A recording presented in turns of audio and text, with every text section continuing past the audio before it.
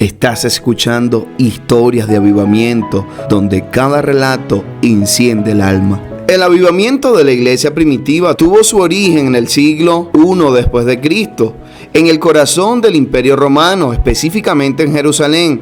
Era un tiempo de profundas tensiones políticas y espirituales. Roma dominaba con puño de hierro, imponiendo impuestos opresivos y leyes injustas, y un culto imperial que obligaba a adorar al César como Dios. El pueblo judío esperaba con anhelo al Mesías prometido, pero su expectativa era política.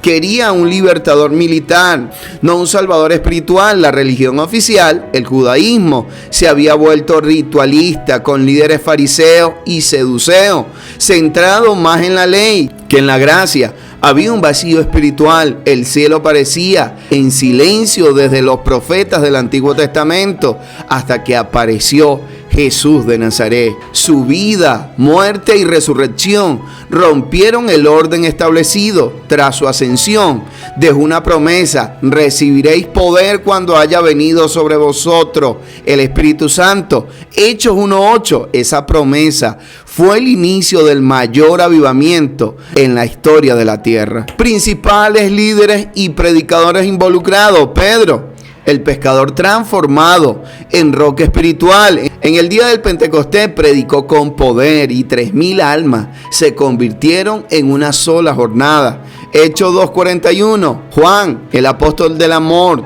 testigo íntimo de Jesús, que transmitía el mensaje de la comunión con Dios.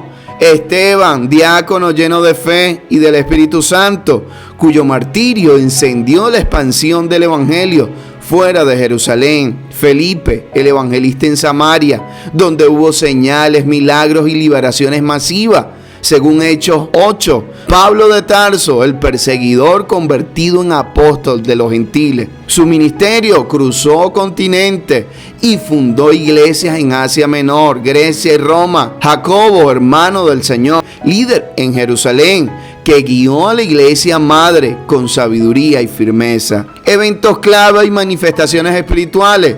Pentecostés, capítulo 2 de Hechos. 120 creyentes reunidos en el aposento alto fueron llenos del Espíritu Santo. Hubo un viento recio y lenguas de fuego y un derramamiento de poder sin precedente. Hablaron en lengua y profetizaron. Los oyeron de muchas naciones. Oyeron las maravillas de Dios en su propio idioma. Sanidades y milagros, Hechos del 3 al 5. Pedro y Juan sanaron al cojo de la puerta a la hermosa. Multitudes traían enfermos para que siquiera la sombra de Pedro los tocara. Había liberaciones de demonios y resurrecciones como la de Tabita. Hechos 9:40. Unidad y comunión. Hechos 4. Los creyentes compartían sus bienes, vendían sus propiedades y nadie pasaba necesidad. Había una comunidad de amor sobrenatural. Persecución y expansión. Hechos capítulo 7 y capítulo 8. La muerte de Esteban dispersó a los creyentes y esa dispersión fue el vehículo del avivamiento. Donde huían, predicaban. El fuego no se apagó, se multiplicó. Conversiones poderosas. El etíope bautizado en el desierto, Cornelio, el primer gentil lleno del Espíritu Santo, y la conversión de Saulo, que se volvió Pablo, el gran apóstol. Manifestaciones del Espíritu Santo: profecías, visiones, sueños, discernimiento de espíritu, don de lengua, interpretación, palabra de conocimiento eran frecuentes, según los registros de Hechos y las epístolas. Impacto inmediato en la iglesia y la sociedad. La iglesia primitiva experimentó un crecimiento explosivo. En pocos años, Jerusalén, Judea, Samaria y buena parte del Imperio Romano estaban encendidas con el mensaje de Cristo. La comunidad cristiana se distinguía por su compasión, su poder espiritual y su radical fe en Jesús resucitado. El evangelio comenzó a cambiar estructuras sociales. Esclavos y libres adoraban juntos. Mujeres profetizaban. Los pobres eran atendidos con dignidad. En una sociedad marcada por la desigualdad, surgió un pueblo movido por un amor sobrenatural. El mensaje del reino confrontó el paganismo, los ídolos, las injusticias sociales.